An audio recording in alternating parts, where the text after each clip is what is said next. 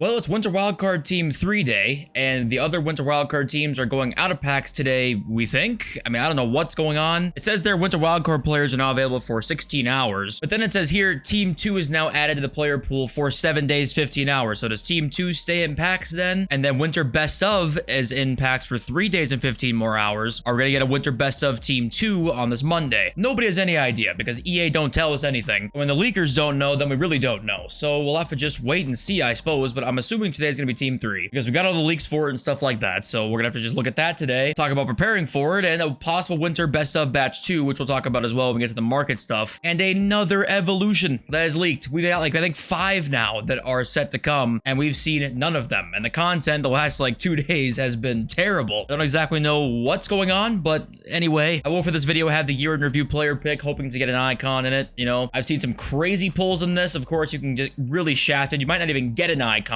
so obviously it's a bit risky, but I'm gonna just open it and see what we get. If you guys want to buy coins, you can go to mmoxp.com. The link is in the description. Use my code JFC at checkout for a 5% discount. Sadly, the 10 coin packs, the 30 coin packs are gone. Well, the 30 coin pack is definitely gone. The 10 coin pack did refresh once today, but of course it no longer refreshes like, you know, 3 or 4 times a day like it did before. And it's hard to complain too much because obviously there's such good packs. Hard to complain, but at the same time, it does kind of suck. It's like, you know, why not give them to us for the whole promo? I don't know. Anyways, let's go and have a look at the Team 3 leaks right now. We saw Renato Sanchez yesterday. We got Jules Koundé as well that has been leaked. He has Jockey Plus, which is a really good playstyle plus. So we'll see if he keeps that as well on this card. We got Raspadori coming soon. Okay, hopefully a 5-5 Raspadori. They gave Castellanos 5-5. Maybe we'll get one more 5-5 player in the next team. We got Thibaut Courtois, who I think is one of the better keepers again this FIFA. Keepers this year to me are so hit and miss. That new Van Nistelrooy I tried was so terrible, but finishing is so inconsistent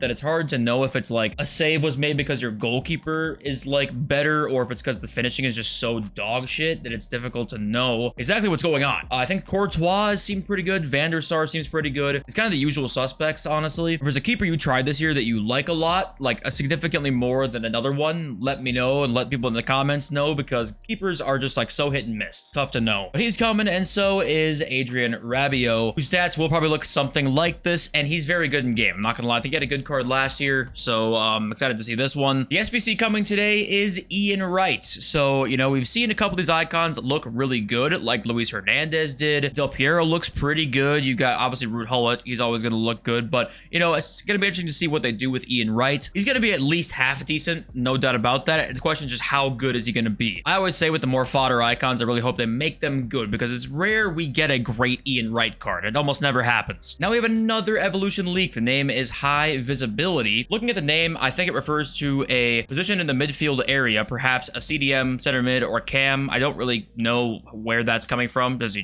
I don't know if he's guessing that or if that's like a legit thing, like he has more information, but okay. I mean, another Evo leak that again, we had no requirements for. So my guess is what's happening here is someone's got the requirements, because sometimes Evos get leaked with requirements, sometimes they don't get leaked with requirements, and people are starting to realize, hey, the biggest investments that, you know, you can make this year are basically all evolution players. If you would have bought a Kyle Walker pre that evolution that gave him Quick Step Plus, forgot what it was called off the top of my head here, but he's extinct right now. What was he going for pre that? You know, he's going for what, 8.8 thousand up to 20k. I mean, the profit returns are ridiculous. So people are starting to think, hey, well, what if I, you know, get these leaks and maybe just sell them? That's a good idea. I can't really blame them, but at the same time, it sucks for everybody else because cards just spike. I mean, you'll randomly see a card on FUTBIN Popular that's up here that you're like, why? What is it doing here? And the reason it's there is because it's going to be an Evo card, one of the top Evo cards, and it's already shot up to the moon in price. And that's just a reality we're going to have to deal with basically until something changes, which God knows if it ever will. And I will say, talking about evolutions right now, you know, Josh says I've been very critical of EA's handling of evolutions.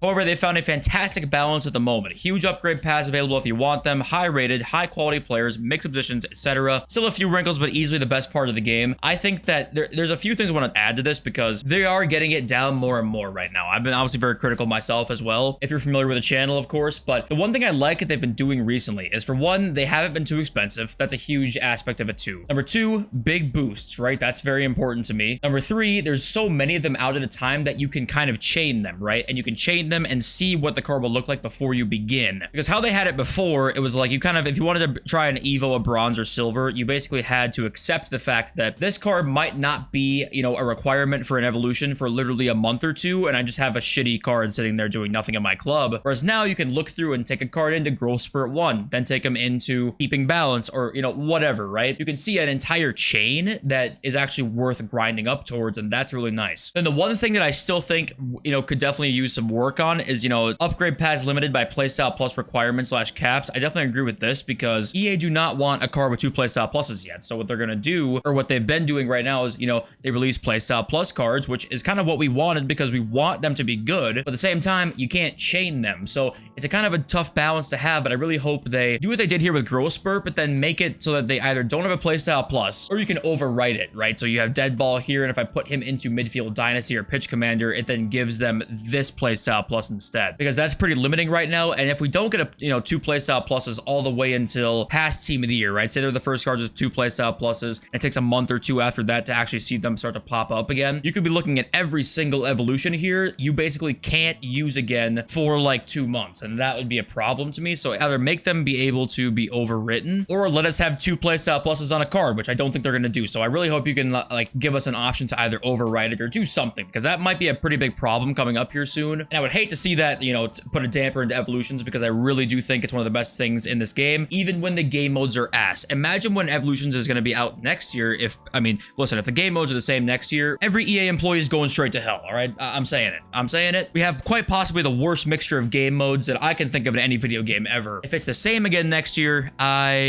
you might see tears being shed on release day from me. But anyway, where were we? Well, let's begin with the best of winter best of Team 2 that might possibly happen, right? If that were to possibly happen, obviously every special card that's possibly somewhat expensive, that's been out of packs for a while, has a chance to go back into packs. We saw what the prices did on the first winter best of, right? Let's go look at Radioactive Messi here. When he came back into packs, he took a big hit in price. He was up at that borderline 2 million coin mark, comes back into packs. He's already right now done a 1.2 and 1.17 at his absolute lowest. So if you have any card that has any potential to be in a winter best of, you want to sell that now. I'm gonna be honest with you. I know there's like a small chance that your card could be in winter best of Team 2. And we don't even know if it's going to be a thing or not, but that loss is so severe that you hop on a content today and you see that your card is in the best of Team 2, you're going to be really regretting it if you didn't sell. So honestly, to me, right now, if anyone has a potential to be in it, I'm selling them right now. And then you can buy them back literally immediately after you see what's out. I'm not holding on to it at content time, that for sure. We already started to see fodder slowly start to rise. Even the 84s went up a little bit, but the 85s are about 500 coins. 86s are up about 500 coins as well. 87s the same. So what is nice to see about this is it shows you that the prices were too low. They're correcting right now, despite the fact that really nothing too much came out today. They're correcting right now slowly, and that means that we knew the prices were too low. So that gives us a good indicator for the future that, hey, we know when prices are too low. So that's very nice. And I still think you can club stock these guys for sure. Hop on some bids at content time today. You're going to love the deals you can get if there's lightning rounds. That's for sure. Also, I forgot a piece of news here, and it's Brian Braby has won the Eredivisie Player of the Month. And I guess he's